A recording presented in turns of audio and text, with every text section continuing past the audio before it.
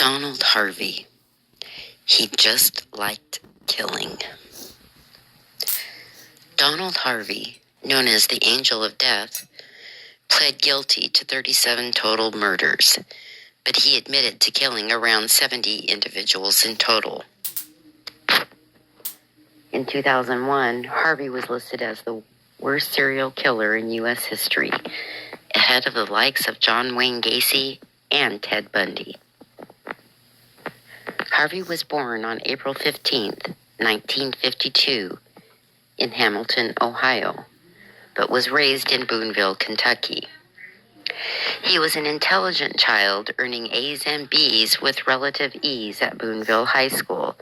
It's believed he just grew bored of his routine, leading him to drop out of high school. He moved to Cincinnati to work at a factory there, but when work began to slow down at the plant, Harvey was laid off. He left to go visit his sick grandfather, who was being treated at Marymount Hospital in London, setting the stage for his journey to become a killer. Harvey began working at the hospital as an orderly. His day-to-day duties involved changing bedpans, inserting catheters, and passing out medications. Just a few months into his job, Harvey was working and went to check on a stroke victim when he claimed the patient rubbed feces in his face. Harvey reportedly grew angry and lost control of himself. In a 1997 interview, Harvey said, "The next thing I knew, I'd smothered him." He said, "It was like the last straw. I just lost it. I went in to help the man, and he wants to rub that in my face." After that, Harvey cleaned up the patient and hopped into the shower before notifying the nurses. Around 3 weeks later, Harvey disconnected an oxygen tank of an elderly woman's bedside. He proceeded to kill more than a dozen patients in a year with a variety of drugs and even a plastic bag. On March 31, 1971, things changed for Harvey. He was intoxicated and taken into custody in connection to a burglary. While inside, he began talking incessantly about murders he had committed. Officers investigated his claims, but found it insubstantial evidence to charge him. Harvey decided to move elsewhere after pleading guilty to petty theft and enlisted in the U.S. Air Force. He served less than a year in the Air Force before he was discharged in March of 1972. After being discharged from the military, Harvey reportedly dealt with numerous bouts of depression, leading him to commit himself to the Veterans Administration Medical Center in Lexington. He failed a suicide attempt and received 21 electroshock treatments before being released in October. Harvey was said to have tried to rebuild his life in Lexington and found work as a nurse's aide at Cardinal Hill Hospital and even landed a second job at Good Samaritan Hospital. He would keep both jobs until 1974 when he got a clerical job at St. Luke's Hospital in Fort Thomas. According to the crime library, during his later confessions, Harvey said he was able to control his urge to kill.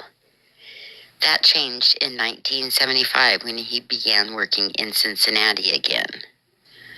Harvey got a job working nights as a nursing assistant and autopsy assistant, among other duties. He promptly picked up where he left off years ago. Since he worked at night and had little supervision, it was an easy task.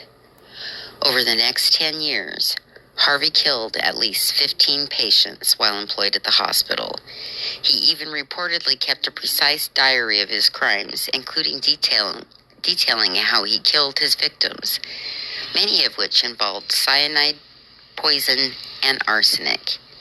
He even refined how he concealed his crimes by studying medical journals. While leaving work in 1985, security guards observed Harvey acting odd and searched a gym bag he was carrying with him.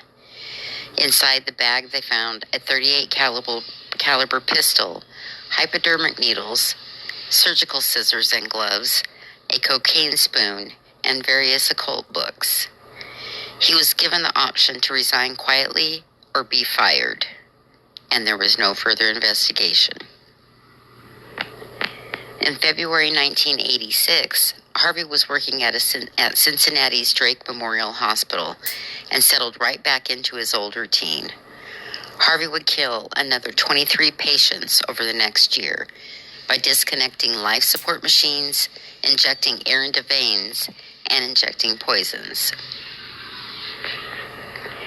In April 1987, Harvey finally slipped up. After a comatose patient, John Powell, who had began recovering, suddenly died. Suspicions were raised. During Powell's autopsy, someone detected the faint scent of almonds, a sign of cyanide. Authorities began investigating, and the list of people who had contact with Powell was short. Once authorities learned Harvey's nickname, the Angel of Death, due to him always being around when someone died, he became the focus of the investigation.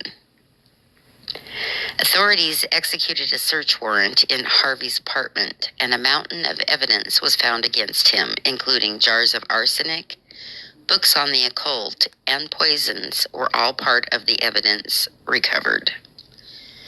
Harvey was quickly taken into custody, and investigators dug into the long list of mysterious deaths at the hospital. Harvey knew the clock was ticking, and on August 11th, 1987, he sat down with investigators and confessed to initially committing 33 murders over the past 17 years. But the list eventually doubled. To test his credibility and sanity, Harvey underwent numerous psychiatric tests before a spokesman with the prosecutor's office said, "This man is sane and competent, but is a compulsive killer. He builds up tension in his body, so he kills people." According to the New York Times, Harvey showed no remorse for his action during his Ohio trial. He reportedly chuckled when a list of his victims' names was displayed. During his trial and time in custody, he maintained his belief he killed as an act of mercy. "I felt what I was doing was right," he said in 1987.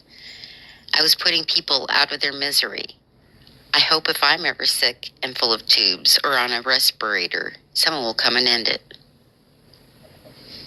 In a 1991 interview, Harvey reportedly said, "After I didn't get caught for the first 15, I thought it was my right.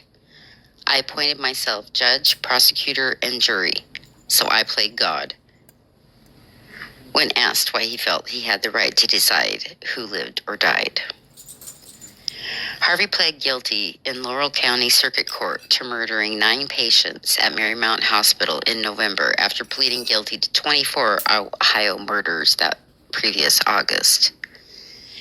After all of his trials, Harvey pled guilty to murdering 37 people and was sentenced to 28 consecutive life sentences and would not have been eligible for parole until he was 95 years old. On March 28, 2017, Harvey was found in his cell, severely beaten. He died of blunt force trauma injuries on March 30th, 2017.